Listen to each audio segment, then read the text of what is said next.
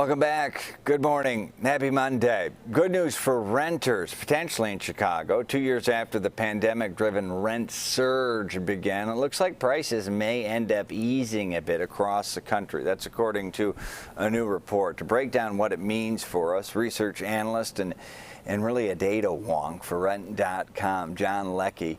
He's joining the stream. Thank you for joining us this morning, Mr. Leckie. Yeah, thanks for having me.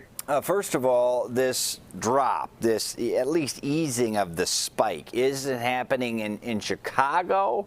If so, why? How much?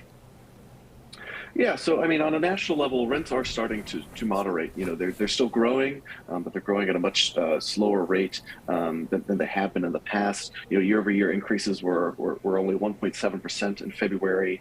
That was the lowest yearly growth we've seen in 20 months. It makes 6 consecutive months of single-digit increases. So you know, rents are really starting to moderate nationally. In Chicago, it's a similar story. You know, rents are down about 0.5% year over year.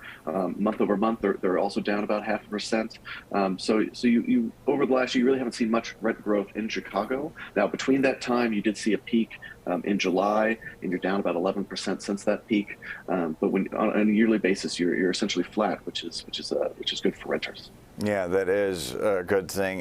Now, do you drill? How far down do you drill in Chicago? And it's, you know, it's obviously a big city. It's a city of neighborhoods. Are there specific places where, hey, it's looking good here, and hey, it's looking bad here? Do you drill down that far? No, we're mostly looking at the metro level. So we're looking at the entire Chicago metro area.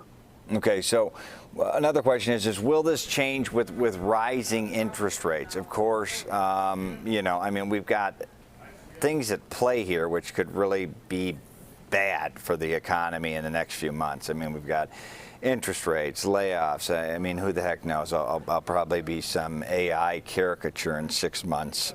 So who knows with that?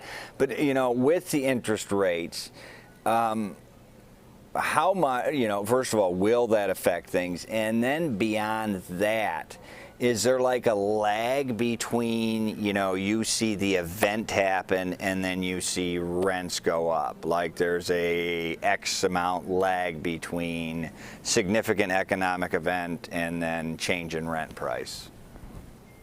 Well, you know, I think the point of the interest rate hikes was really to take care of the surging home buying market, and I think that's something we've seen happen already. That the housing market has really started to cool, both on a national level and in Chicago. You know, new listings were down about 30% year over year, and even despite that sort of squeeze in inventory, prices have stayed pretty flat, just like they have in rents. And so I think what's happening now is the rental market is finally catching up with the cooling housing market. And so as the housing market has been cooling probably for, you know, about 11, 12 months now, the rental market has been cooling for about 6 months. And so I think the rising interest rates in this instance has really helped prices and really brought down some of that demand for housing that was putting that surge into the prices. Okay, interesting. So we've seen a cool in housing and then a cool in rent. Look in your magic ball that, of course, you don't have.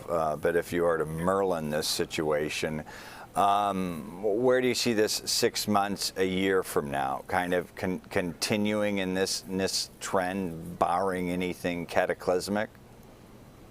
Yeah, I think rents will continue to drop a little bit. You know, I think one thing we're starting to see is we're getting back to sort of seasonal trends we saw before the pandemic. And so this data is from February, which is, you know, in the middle of winter. And then we tend to see rents drop in the fall and the winter. Now we do tend to see a bit of a rise in the spring and summer. So it'll be interesting to see if demand kicks back up. You know, demand has really been at a 10-year low for the last few months, which is another reason why the prices have been coming down. So if that demand stays low, I expect the rent prices to also stay low. But if we get the normal seasonal kick up in demand as we head into the spring and summer, I think you'll see a bit of an uptick in prices. But you know, I don't think we're going to get back to the extreme growth we've seen over the last few years. Okay, Jon Leckie, data guy. and more than that, numbers specialist from Rent.com, research analyst. We appreciate your insights. Thank you. We got a lot of renters in-house, a lot of renters in the city, so that's good information to know. Thank you for getting up with us here on the stream. Yeah, thanks for having me.